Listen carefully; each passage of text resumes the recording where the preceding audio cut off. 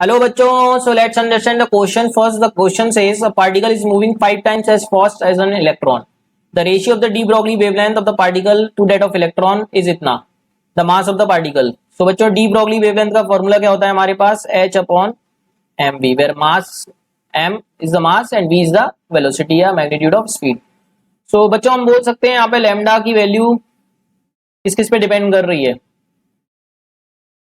Mass and velocity पे, क्योंकि h तो प्लैंक्स कांस्टेंट है विच इज कांस्टेंट, तो lambda is inversely proportional to mv बोल सकते हैं बच्चों. दो पार्टिकल दे रखे हैं, मान लेते हैं एक को a एक को b. 5 टाइम्स ये मूव कर रहा है as compare to b electron. बच्चों एक पार्टिकल हमको दे रखा है, यहाँ पर क्या दे रखा है, एक particle is moving 5 times as fast as an electron. मतलब दूसरा पार्टिकल हम इलेक्ट्रॉन ले लेते हैं बच्चों, दिस इज अवर इलेक्ट्रॉन, दूसरा पार्टिकल इलेक्ट्रॉन ले लेते हैं. तो बच्चों बोला है कि अगर इलेक्ट्रॉन v स्पीड से मूव कर रहा है तो ए पार्टिकल 5b स्पीड से मूव कर रहा है.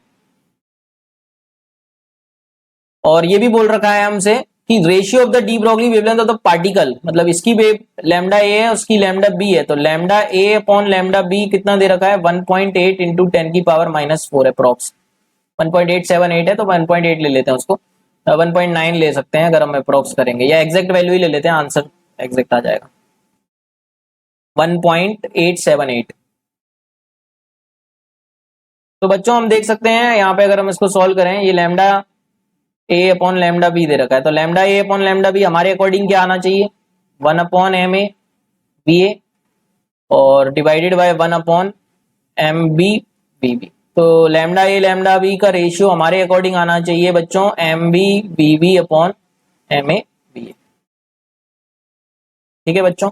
अब यहाँ पे हम देख सकते हैं बी पार्टिकल हमारा इलेक्ट्रॉन है, तो हमको वीबी अपॉन वी ए कितना दे रखा है बच्चों, वीबी अपॉन वी ए कितना दे रखा है, वीबी अपॉन वी ए यहां से देखो बी अपॉन 5b, तो ये रेशियो कितना आ जाएगा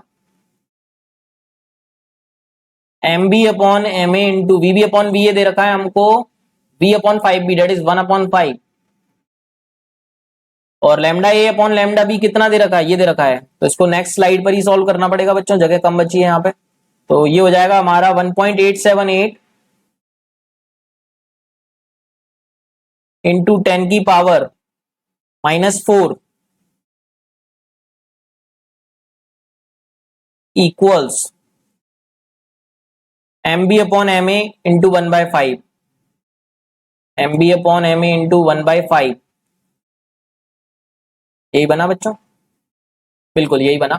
5 को बच्चों इधर ले जा सकते हैं हम, तो 5 को इधर ले जाएंगे तो कितना बनेगा 5 इंटू 1.878 इंटू 10 की power -4, that is equals to M B upon M A. अब बच्चों हमसे पूछा क्या है एम बी या एम ए, एम बी तो हमारा इलेक्ट्रॉन है, इलेक्ट्रॉन का मास पता होता है, पार्टिकल का मास पूछा है, एम ए पूछा है बच्चों यहाँ पे. सो एम ए को हम क्या बोल सकते हैं, देख सकते हैं क्वेश्चन के अकॉर्डिंग एम ए कितना आ जाएगा हमारा M B divided by this value 5 into 1.878 into 10 की power -4. Mass of the B मतलब mass of the electron which is 9.1 into 10 की पावर -31 kg. तो ये हो जाएगा 5 इंटू 1.878 इंटू 10 की पावर -4. अगर ऑप्शंस क्लोज नहीं है तो अप्रोप्रिएशन ले सकते हैं.